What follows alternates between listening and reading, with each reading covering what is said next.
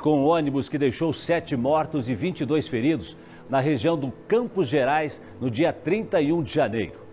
O motorista foi indiciado por homicídio com dolo eventual, ou seja, o motorista não tinha a intenção, mas assumiu o risco de provocar o acidente. A informação foi confirmada pela polícia, que concluiu o inquérito para apurar o acidente e fez uma coletiva hoje pela manhã com as últimas informações sobre o caso. O Pedro Taren traz mais informações para a gente agora.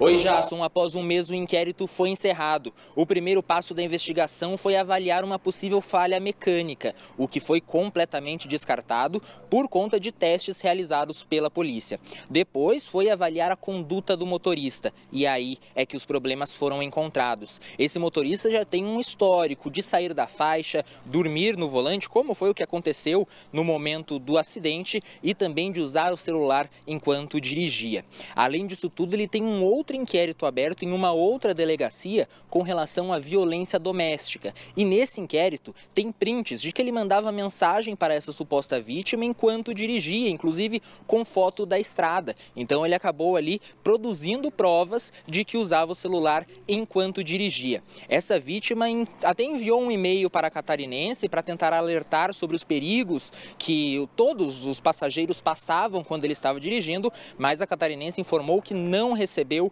este e-mail. O motorista foi denunciado agora por homicídio e lesão corporal, ambos com dolo eventual. Ou seja, ele não tinha a intenção de matar ou ferir outras pessoas, mas assumiu muitos riscos.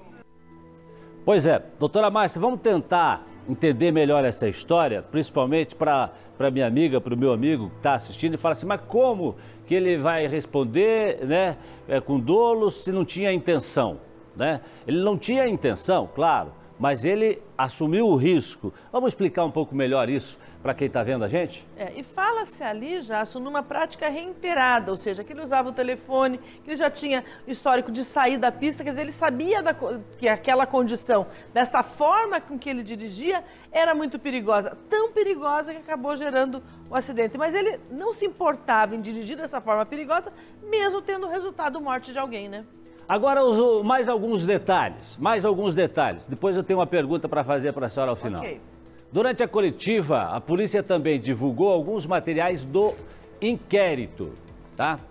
Essa conversa entre o motorista do ônibus com a mulher.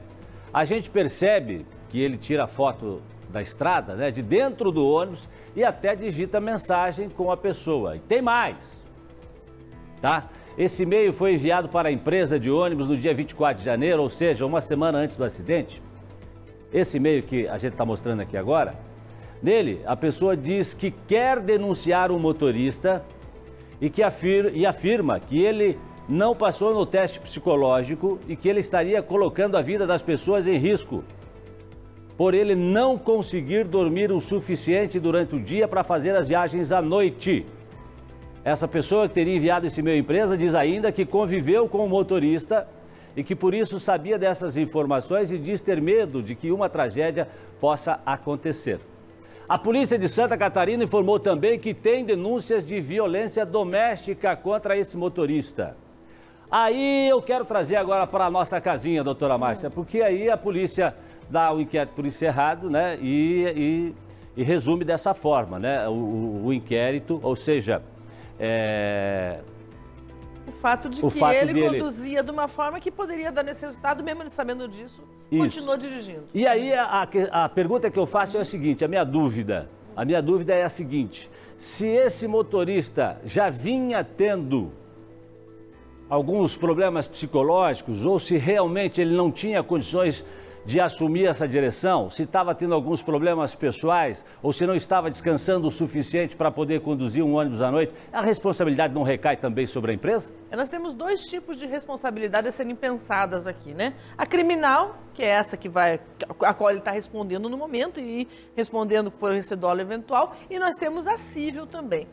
Né? Ou seja, além da empresa, se tinha consciência disso, se realmente chegou a ter consciência disso, Inclusive, essa pessoa ou as pessoas que tiveram conhecimento disso podem responder criminalmente também. Porque nesse inquérito agora, da maneira como ele foi concluído, a responsabilidade ficou expressamente sobre o motorista. O que não quer dizer que não possa mudar depois.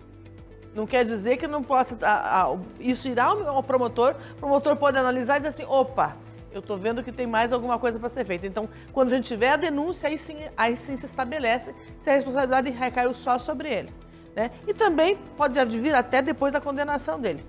Agora, há outro tipo de responsabilidade é civil, ou seja, essas pessoas, elas precisam ser indenizadas, tanto a família das pessoas que faleceram, quanto as pessoas que foram machucadas nesse evento, né? O fato é que as pessoas que perderam seus parentes nesse acidente não vão tê-los de volta. Não. Agora, é importante que se faça justiça. E justiça, o que se espera dela é que ela seja exata, correta.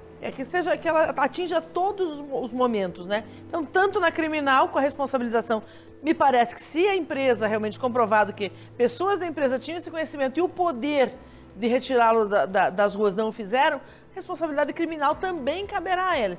Mas a responsabilidade civil, ou seja, a indenização, essa tá clara, né? Seguimos acompanhando mais esse caso aqui.